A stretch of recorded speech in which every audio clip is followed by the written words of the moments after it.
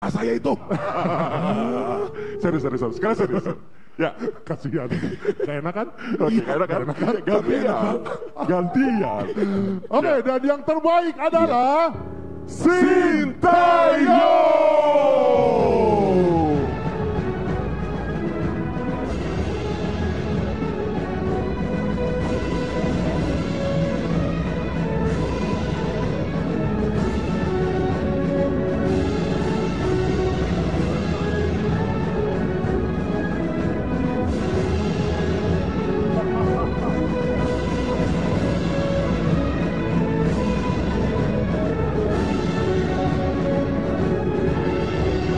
Salim. Adik terjemahin.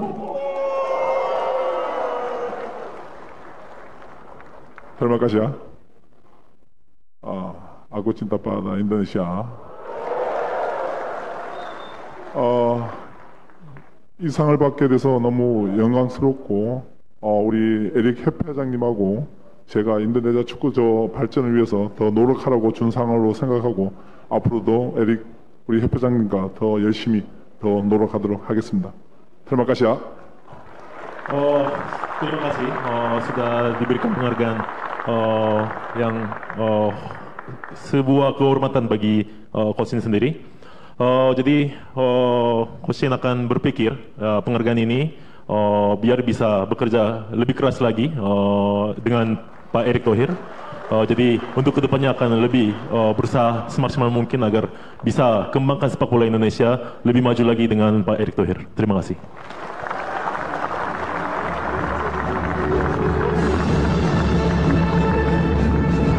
Saya tidak pernah membedakan pelatih manapun, yang terpenting memberikan yang terbaik untuk Indonesia. Kita lihat bagaimana misalnya Coach Indra Syafri.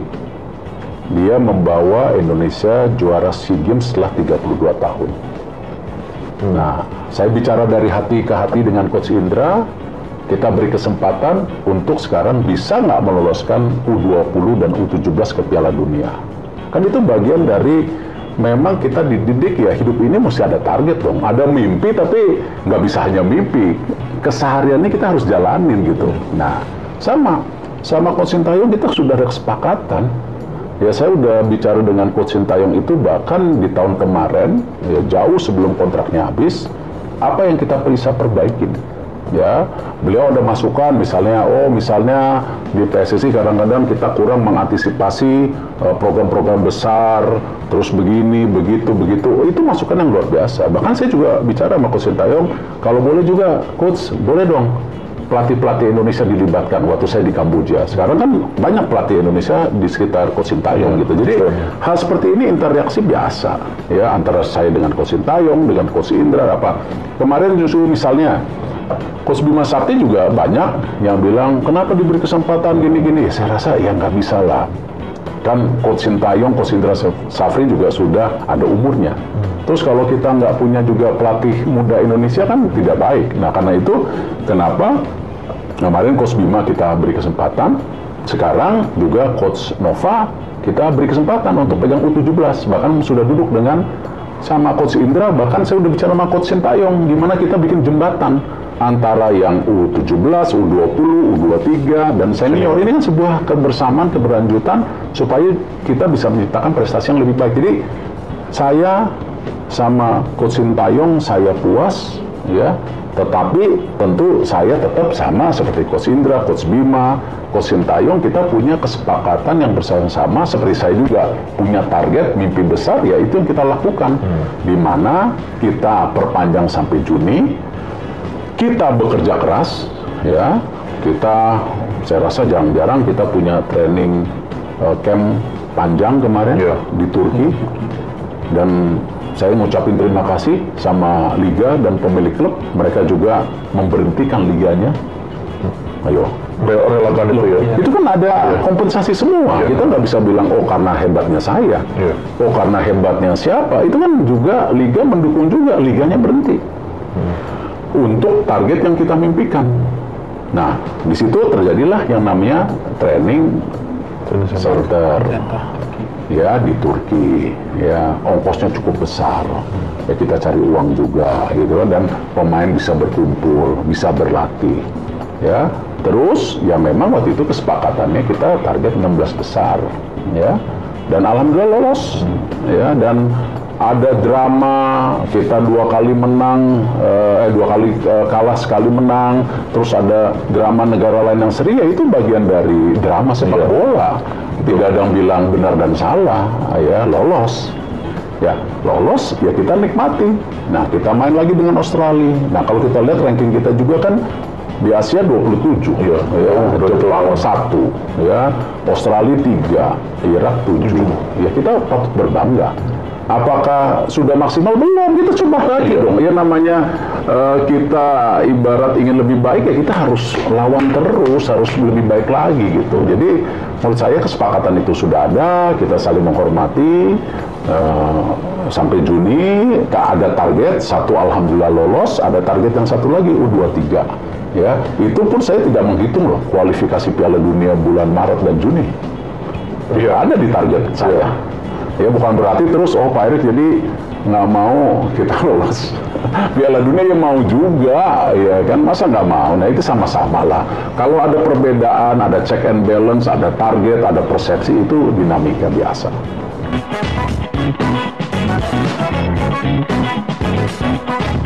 Kan semua itu kita sudah bicarakan dari tahun kemarin. Coach Sintayong mau, saya mau, PSSI mau, ya pemain mau, liga ya kita harus bicara. Seperti juga klub-klub yang ada di luar negeri, dan semua kan upaya. Ya tidak ada istilahnya kita tidak mau mencapai target, nggak ada itu.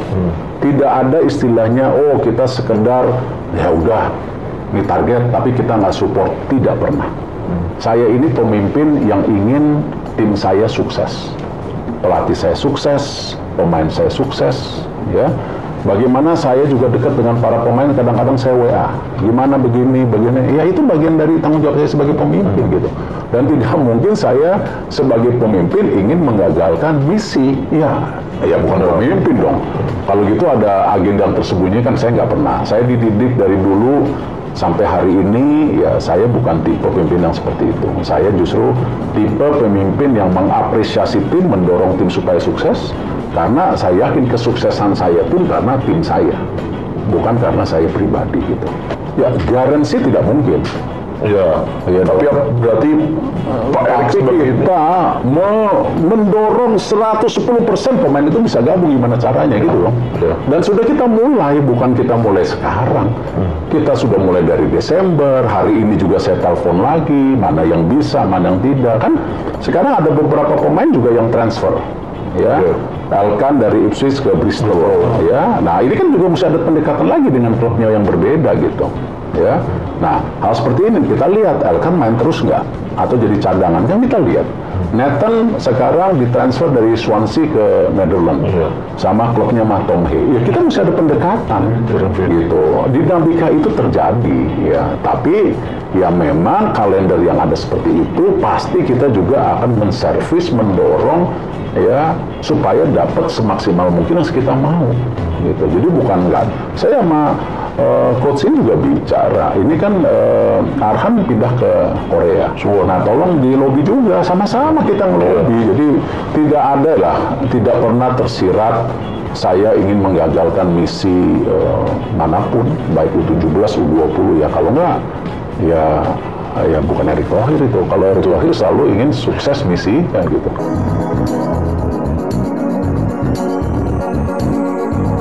Ya, saya ketua PSSI dan saya ngerti bagaimana membangun sepak bola itu dari grassroots. Ya, naturalisasi apakah dibilang quick win tergantung persepsinya. Nggak bisa bilang seperti itu. Ya, apakah proses naturalisasi dari dulu udah ada? Tetapi itu yang saya bilang bahwa saya ingin naturalisasi ini dengan proses yang baik. Ingat yang saya pernah diserang juga. Seakan-akan Erick Thohir membedakan antara langsung, enggak, saya nggak pernah bedain. Saya ingin memperbaiki sistemnya. Yang dulu naturalisasi diusulkan oleh klub, disetujui PSSI, terus pemerintah memberikan dukungan. Ternyata apa? Banyak pemain naturalisasi itu tidak mencapai, ya kan, rating untuk tim nasional kita. Betul nggak tuh?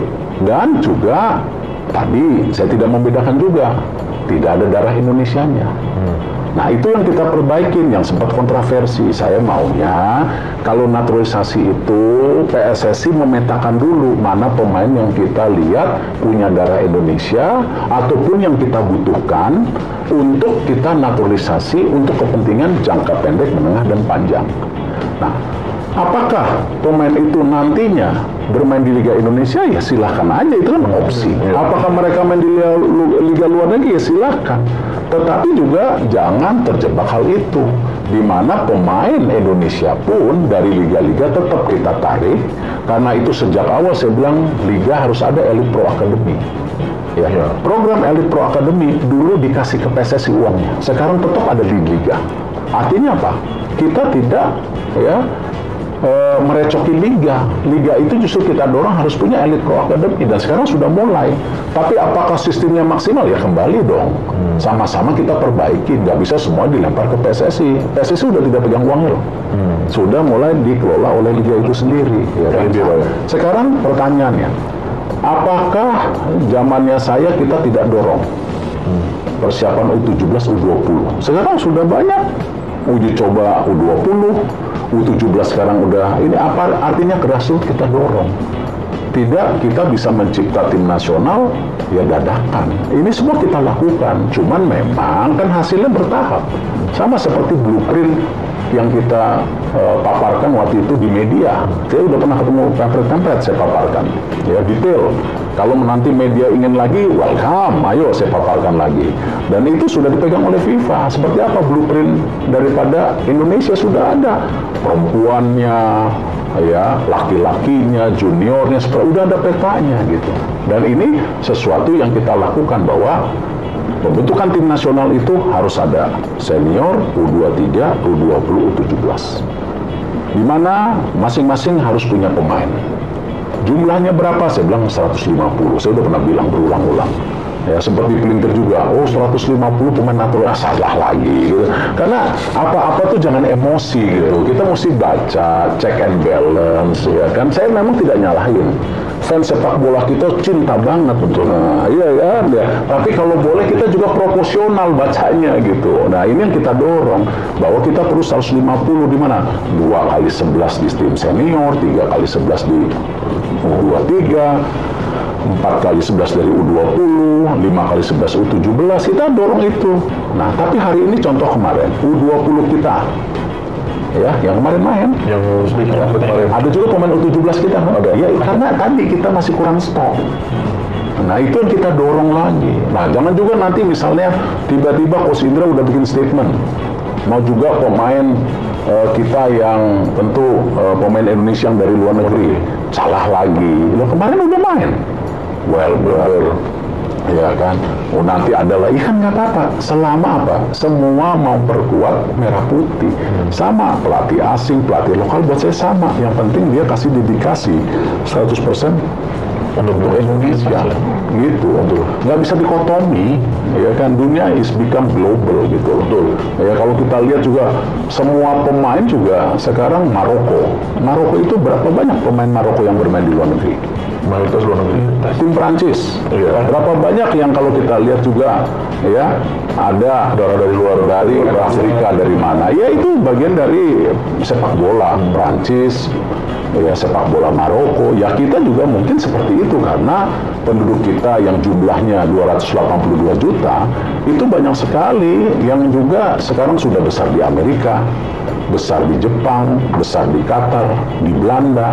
Bayangkan, penduduk Belanda itu 18 juta, yang ada darah Indonesia itu 2 juta loh. Wow. Iya kan?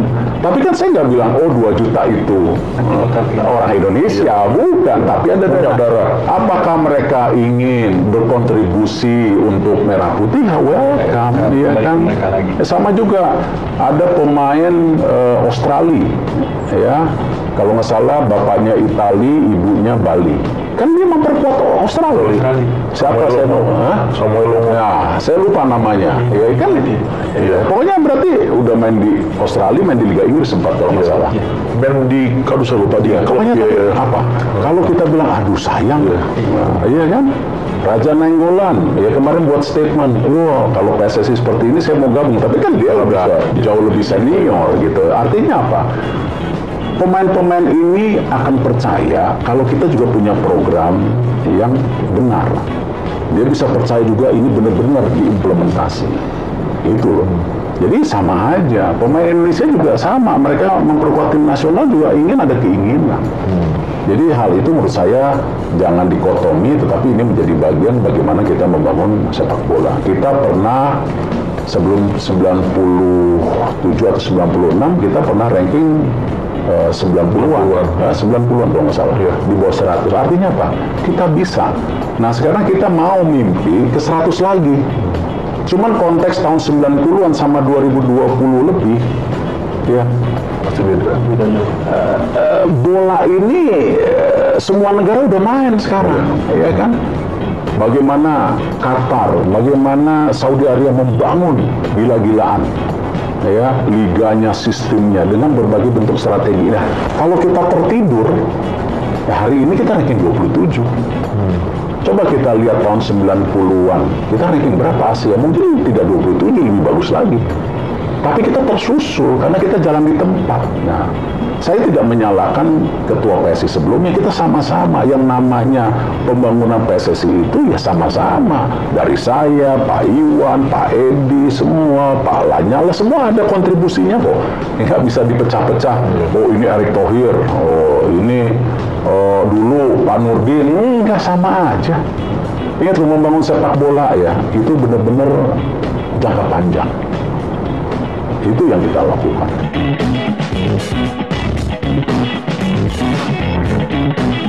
Elite Pro Akademinya didorong, Suratin kemarin main, ya kan? Suratin udah mulai main. Meskipun rusuh kemarin. Iya. Suratin rusuh, yang disalahin ketua PSSI lagi. Saya bilang ya kan itu artinya saya bilang komplikasi daripada sepak bola nasional ini memang harus ditata. Isu supporter, isu wasit, ini kan kita lagi tata. Nggak bisa maunya besok selesai. Ya, contoh kondisi perwasitan. Kita sekarang sudah kerjasama sama Jepang, sudah ada Mr. Ogawa tiap bulan datang. Ini lagi kita tata. Ya, VAR kita mau implementasi. Tahu nggak masih ada kekurangan di VAR apa? Wasitnya sama, yang operate-nya kurang, masih kurang 15. Kemarin kita habis meeting komite wasit di sini. Jadi ya itu realita. Itu VAR-nya datang, SDM-nya belum siap. Percuma. Iya kan, nah, tapi kita tetap dorong, kita harus coba gitu. Kalau nggak jangan langsung selesai. Nah, sama supporter kita udah bicara dari hati ke hati ya. Nah, tapi antara supporter dan pemilik klub belum bisa ketemu. Padahal waktu itu saya janjiin sama supporter, ayo ketemu. Gitu, karena nggak bisa antara pemilik klub, supporter, ya berjarak. Ya, kita coba sambungkan. Nah, terus kepentingannya apa? Ya sebenarnya kan bukan langsung ke kita, orang itu klub kok. Gitu. Yang penting kan kita mendorong adanya kompetisi. Gitu. Nah, tapi kalau semuanya harus, PSSI tidak mungkin, stakeholder sepak bola yang harus bertanggung jawab bersama-sama. Pemerintah, PSSI, betul nggak? Pemain, supporter, wasit, ya semua harus bangun gitu. Nah, tinggal modelnya seperti apa? Nah, ini yang kita lagi tata. Ya perlu waktu gitu. Dan talentnya itu ya pasti kita dorong dengan ada Elite Pro Academy, ada Suratin, dengan sekarang juga U17 Training Center, U20, segala kita tata gitu.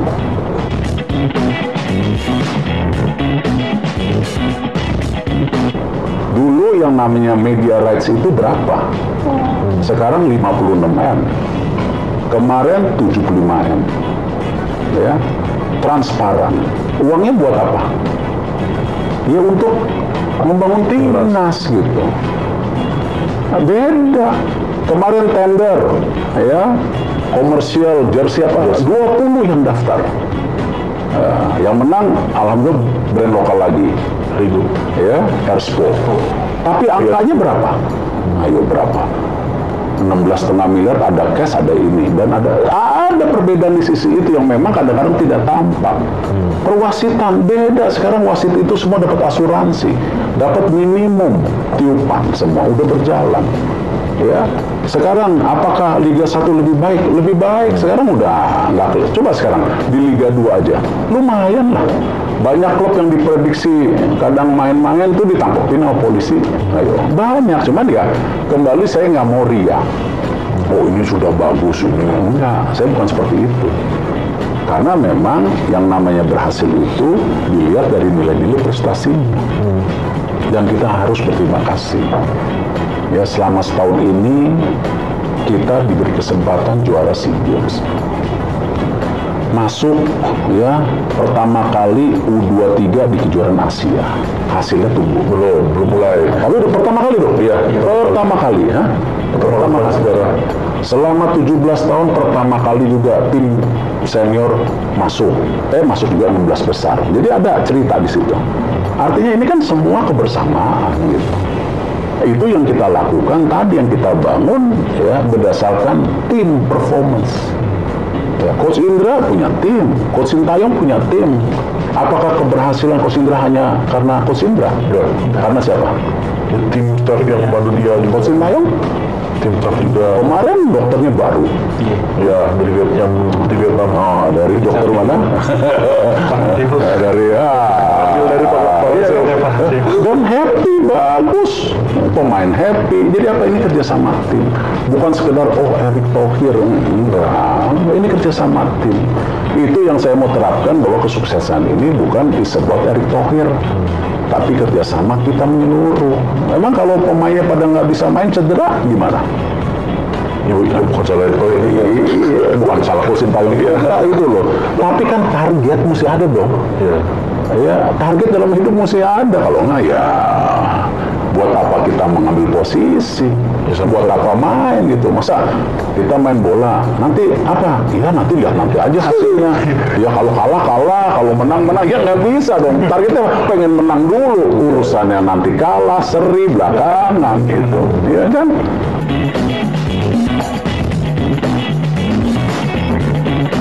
Begini, saya percaya dalam menjaga sebuah kesuksesan itu harus ada leadership dan sistem.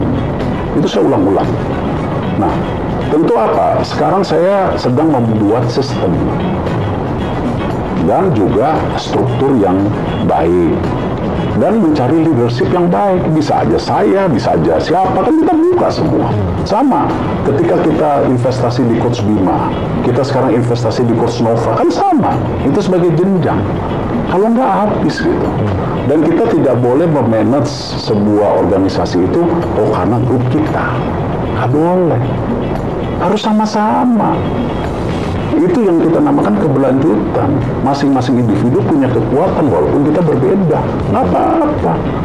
Nah, kita sedang siapkan juga leadership, baik di pelatih, baik di perwasitan, baik di exco, baik juga nanti tentu di pemain yang lebih prioritas gitu loh. Kita lakukan itu. Jadi ini ada balance leadership sama sistem yang harus kita bangun sama-sama gitu. Nah, itu yang kita dorong.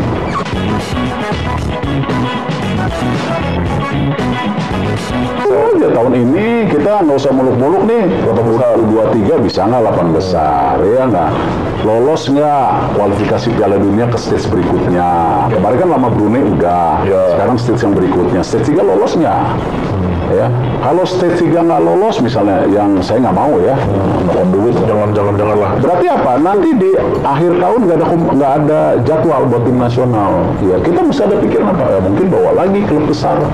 Atau maksudnya negara ya, Portugal lah yang gede gitu kan, tes mental lagi gitu ya kan.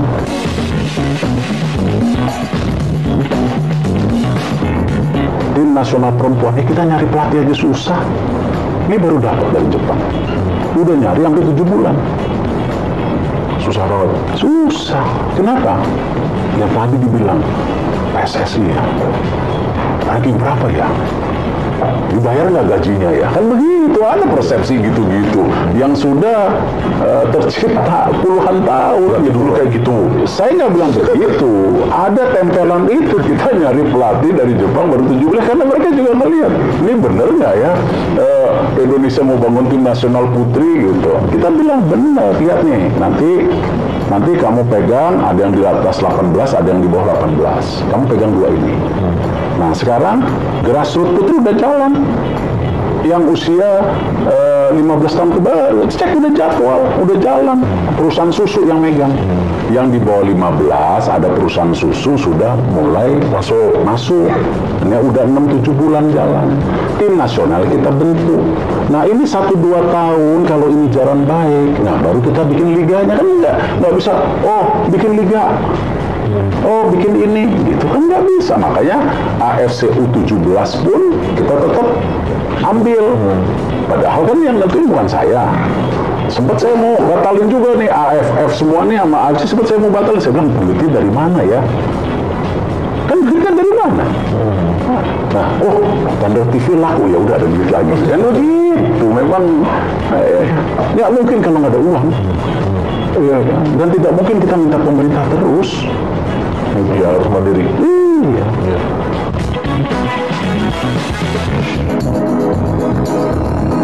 Saya sih muluk ya, training center, nggak nih di KN bulan Juni, ya kan? Itu kan setengah jadinya. Alhamdulillah FIFA ngasih uang, ya, dana FIFA Forward, ya. Terus AFC kemarin nambahin, ya. Pemerintah ngasih tanah, pemerintah bangun infrastruktur dasar. Nah kemarin saya dapat laporan lagi, Pak Jokowi bicara sama Menteri PR sudah telepon saya, yang tahap 2 Pak Jokowi pemerintah mau bikin ratain tanah lagi. Nah, plus katanya beberapa fasilitas ini dibangunin sama pemerintah. Nah, tapi saya belum dapat nih detailnya.